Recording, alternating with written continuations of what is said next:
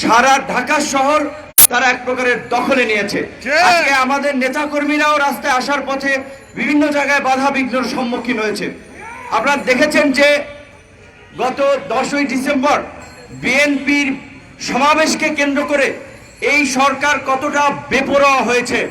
পাড়া মহল্লায় ডাকাতদের মতো, গুন্ডা মাস্তানদের মতো, পাড়ার বখাটেদের মতো তারা আপনার টহল দিয়েছে, যেন বিরোধী দলের নেতা কর্মীরা সমাবেশে যোগ দিতে না পারে। এমনকি তারা মানুষের ব্যক্তিগত নিরাপত্তা লঙ্ঘন করে তাদের মোবাইল গ্যালারি পর্যন্ত তারা ঢুকেছে। তো আমরা আজকে জনগণকে সতর্ক করে বলে দিতে চাই, আজকে আওয়ামী লীগ এবং তার উচ্ছিষ্ট ভোগীরা অবৈধভাবে ক্ষমতা দখল করার জন্য যেভাবে বেপরোয়া উন্মাদে পরিণত হয়েছে, আজকে জনগণ যদি এদেরকে প্রতিহত করতে না পারে, এদের বিরুদ্ধে প্রতিরোধ গড়ে তুলতে না পারে, তাহলে কারো বেডরুমও কিন্তু সেফ থাকবে না। সাংবাদিক দম্পতি সাগর রনিকে বেডরুমে ঢুকে হত্যা করেছে। সেই হত্যাকাণ্ডের প্রতিবেদন প্রায় 93 বার পর্যন্ত পিছিয়েছে।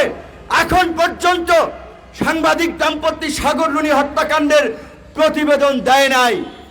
বুয়েটের মেধাবী ছাত্র ফারদিন হত্যাকাণ্ড নিয়ে আপনারা দেখেছেন কয়েকদিন ধরে কি ধরনের নাটক তারা করছে। একবার বলছে সমস্ত আসামিরা চিহ্নিত, আমরা যে কোনো সময় অ্যাকশনে যাব। আবার বলছে ওই রূপগঞ্জের চনপাড়া বস্তিতে মাদক কারবারিদের হাতে নিহত হয়েছে। আবার বলছে তিনি আত্মহত্যা করেছেন।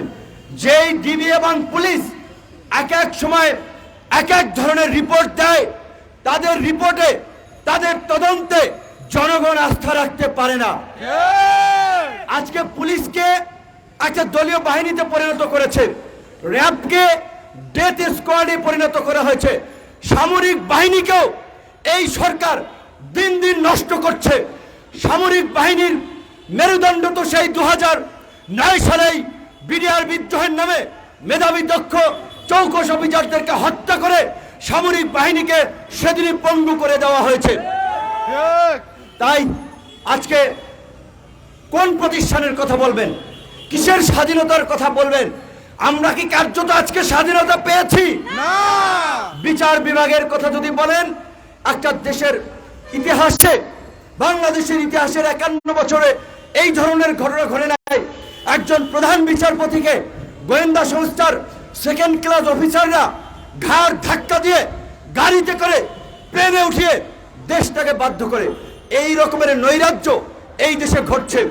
কাদের আমলে ঘটছে? এই কথিত মুক্তিযুদ্ধের চেতনাধারী সরকার, আওয়ামী লীগ সরকারের আমলে, যারা গত 13 বছরে বিনা ভোটে ভারতের সহযোগিতায় এদেশের মানুষের উপরে দমন পীড়ন চালিয়ে এদেশের স্বাধীনতাকে ভারতের হাতে জিম্মি করে দিয়েছে।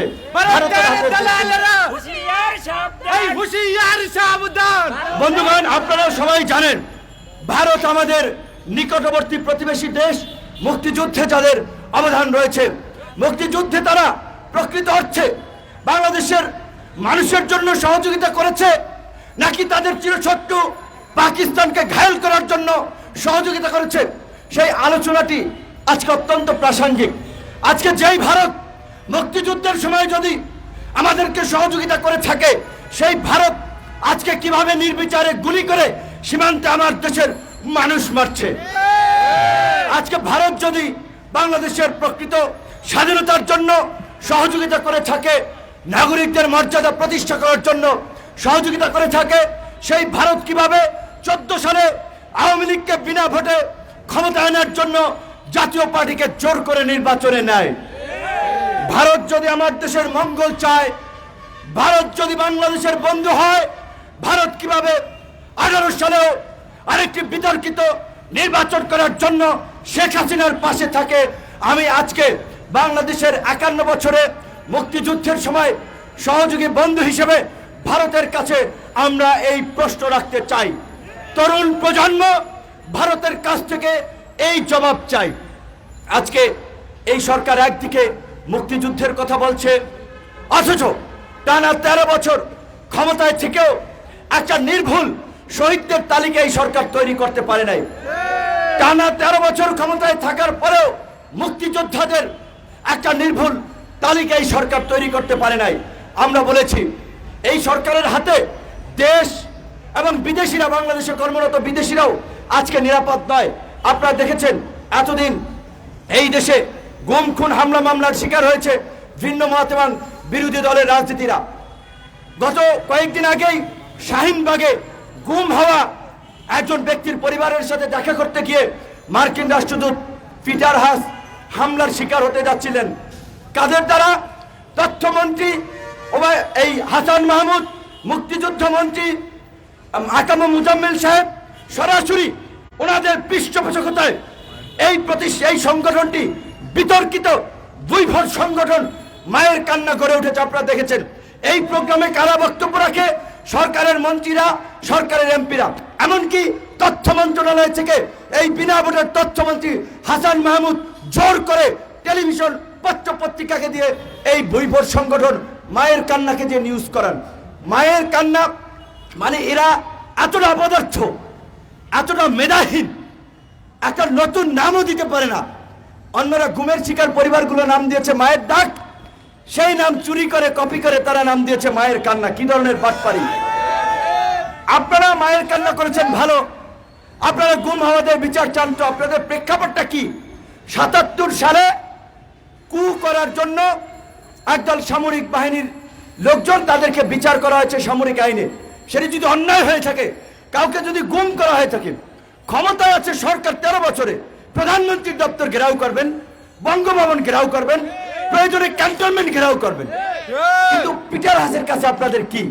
অথচ আপনারা আজকে এতটা বেপরোয়া হয়ে গেছেন যে বিরোধী দলের নেতা কর্মীদের উপরে অব্যাহত মামলা হামলার পরে আজকে যারা বিদেশিরা, যারা বাংলাদেশের এই গণতন্ত্রহীন বাংলাদেশে গণতন্ত্র, মানবাধিকার, আইনের শাসন প্রতিষ্ঠায় সোচ্চার হয়েছে, তাদের উপরে আপনারা হামলা করছেন। 2018 সালেও আপনার মার্শা বার্নিকাট, মার্কিন যুক্তরাষ্ট্রের রাষ্ট্রদূত, তার উপরে হামলা করেছেন। এই সরকার যে একটা জঙ্গিবাদী সরকার, এই সরকার যে একটা উগ্রবাদী সরকার, এটা আজকে সারা বিশ্বে প্রমাণিত। জঙ্গিবাদ সরকার, এই জঙ্গিবাদ সরকার, জঙ্গিদের কার্যক্রম কি? জঙ্গিরা নিজের মতামত জোর করে প্রতিষ্ঠিত করতে চায়, নিজের মতামত চাপিয়ে দিতে চায়। ঠিক একইভাবে এই সরকারও জঙ্গিদের মতো আচরণ করছে এবং তাদের এই জঙ্গিবাদকে জায়েজ করার জন্য বিরোধী দলের নেতা কর্মীদেরকে দায় চাপাচ্ছে। আপনারা দেখেছেন কিছুদিন আগে মির্জা ফখরুল ইসলাম আলমগীর, মির্জা আব্বাস সহ বিএনপির সিনিয়র নেতাদের গ্রেপ্তার করেছে, বিএনপির কেন্দ্রীয় কার্যালয় তছনছ করেছে। অভিযোগ কি ছিল? কার্যালয়ে নাকি বোমা ছিল। সম্পূর্ণ ঘটনাটি একটি কল্পিত ঘটনা, পুলিশের সাজানো নাটক। কিছুদিন আগেই আবার জামাতের আমিরকে গ্রেপ্তার করলেন, গ্রেপ্তার করে বলছেন যে জামাতের আমির নাকি জঙ্গির সাথে জড়িত, জঙ্গি কার্যক্রম। তো জামাতের আমির জড়িত এতদিন কি করেছেন? যখন তারা বিএনপির সাথে যুগপৎ আন্দোলনের ঘোষণা দিয়েছে, তখনই শেখ হাসিনার মস্তক কেঁপে উঠেছে বিরোধীদের কণ্ঠ থামানোর জন্য। এই আবার জামাতের আমিরকে গ্রেপ্তার করেছে। এখন আমাদের মতো বিভিন্ন রাজনৈতিক দলের নেতৃবৃন্দকে গ্রেপ্তারের পায়তারা করছে। আপনারা দেখেছেন, আমরা অনেকদিন ধরেই আমরা বলে আসছি, বাংলাদেশের গণতন্ত্র প্রতিষ্ঠায়, জনগণের ভোটাধিকার ফিরিয়ে আনতে আমরা অপরাপর বিরোধী দলগুলোর সাথে রাজপথে যুগপৎ আন্দোলনে থাকব।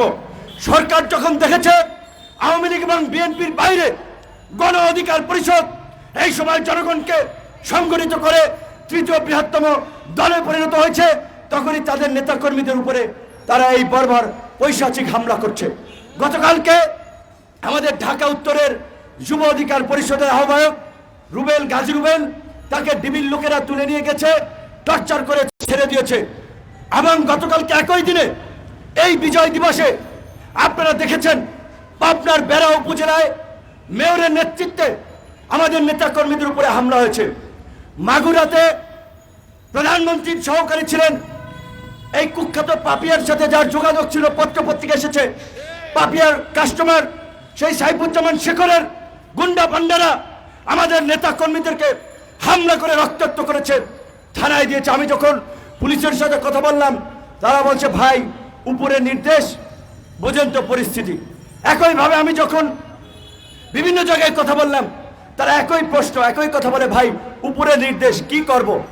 ময়মনসিংহে হামলা হয়েছে, খুলনায় হামলা হয়েছে, বাগেরহাটে হামলা হয়েছে। পুলিশ প্রশাসনের ভাইদেরকে বিনয়ের সাথে আপনাদেরকে জিজ্ঞাসা করতে চাই, জনগণের ভ্যাট ট্যাক্সের পয়সায় আপনারা বেতন পাচ্ছেন জনগণের সেবা করার জন্য, আপনারা সেটা না করে আপনারা আওয়ামী লীগের গোলামি করছেন। আমরা আবার আক্রান্ত হয়ে আপনাদের যখন সহযোগিতা চাচ্ছি, আপনারা সেটা দিতে অপারগতা প্রকাশ করছেন। আপনারা যদি আওয়ামী লীগের দালালি করেন, আওয়ামী লীগের গোলামি করেন, দয়া করে চাকরি ছেড়ে, পুলিশের পোশাক ছেড়ে, মজিব কোট গায়ে পরে আওয়ামী লীগের দালালি করেন, ছাত্রলীগের গুন্ডামি করেন। ভেঙে দাও, ঘুরিয়ে দাও, ভেঙে দাও, ঘুরিয়ে দাও। বন্ধুগণ, আজকে আপনাদেরকে একটা বিষয় বুঝতে হবে, আমাদের এই লড়াই কিন্তু একটা বহুমুখী লড়াই। আজকে প্রশাসনের মধ্যে ছাত্রলীগ যুবলীগের গুন্ডাদেরকে প্রতিষ্ঠিত করা হয়েছে, তাদেরকে প্রমোশন দিয়ে উচ্চ পদে অধিষ্ঠিত করা হয়েছে। এই গুন্ডা মাস্তান দুর্বৃত্তরা আজকে বেপরোয়া আচরণ করছে। আমরা প্রশাসনের মধ্যে থাকা ছাত্রলীগ যুবলীগের গুন্ডা মাস্তানদেরকে হুঁশিয়ারি করে দিয়ে বলতে চাই, যদি চাকরি করেন জনগণের সেবা করেন, জনগণের যদি বিরুদ্ধে দাঁড়ান আপনাদের পরিণতিও কিন্তু ভালো হবে না। প্রশাসনের ভাইদেরকে আরো একটা কথা বলবো, আপনার সন্তানের মুখের দিকে তাকাবেন, আপনার স্ত্রীর মুখের দিকে তাকাবেন। আপনারা জনগণের টাকায় বেতন নিয়ে জনগণের যদি কাজ না করেন, আপনার সন্তান হারামের পয়সায় বড় হবে, আপনার স্ত্রী হারামের পয়সায় বড় আপনার সংসারে থাকবে, হারামের সংসারে কখনো আরাম আসবে না। কাজে আমরা আশা করি আপনারা জনগণের পক্ষে অবস্থান নেবেন, বিরোধী দলের নেতা কর্মীদের হয়রানি করবেন না, মিথ্যা মামলা দিবেন না। সরকারকে বলতে চাই, এখন আপনাদের সুযোগ আছে, বল আপনাদের কোর্টে। আপনারা যদি আলাপ আলোচনা করে, সংলাপ করে, শান্তিপূর্ণভাবে ক্ষমতা হস্তান্তরের জন্য নির্বাচনকালীন নিরপেক্ষ সরকার দেন, আপনারাও শান্তিপূর্ণভাবে ক্ষমতা থেকে বিদায় নিতে পারবেন। অন্যথায় আপনারা কিন্তু জনরোষ থেকে রেহাই পাবেন না। যতই ছাত্রলীগ যুবলীগের গুন্ডামাস্তান প্রশাসনের দুর্বৃত্তদেরকে জনগণের বিরুদ্ধে লেলিয়ে দেন, আজকে জনগণের পিঠ দেয়ালে ঠেকে গেছে। জনগণের এই লড়াই বাঁচার লড়াই, দেশকে বাঁচানোর লড়াই। কাজে এই লড়াই থেকে জনগণ পিছু হটবে না। সমস্ত বিরোধী দলের নেতা কর্মীদের মনোবল অটুট রেখে আগামীতে চূড়ান্ত আন্দোলন সংগ্রামের প্রস্তুতি নেওয়ার আহ্বান জানিয়ে আমার আজকের মতো বক্তব্য শেষ করছি। আল্লাহ হাফেজ। অসংখ্য